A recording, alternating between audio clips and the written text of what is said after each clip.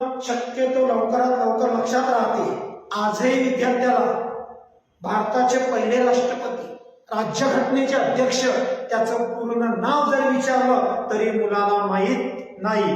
मुलं सांगतात आम्ही खूप अभ्यास करतो, 5 वर्ष झाले 10 वर्ष झाले MPSC करतो. राज्यघटना कुठून प्रकाशित झाली, राज्यघटनेचे वजन, राज्यघटनेसाठी पानं कुठून आणले, आता राज्यघटना कुठे ठेवून आहे, हेलियमच्या पेटीत. मग हेलियम धातू काय आहे, कितव्या दालनात राज्यघटना ठेवून आहे, राज्यघटनेचे पेज किती आहे, राज्यघटनेला खर्च किती लागला, राज्यघटनेमध्ये शब्द किती आहे बघा.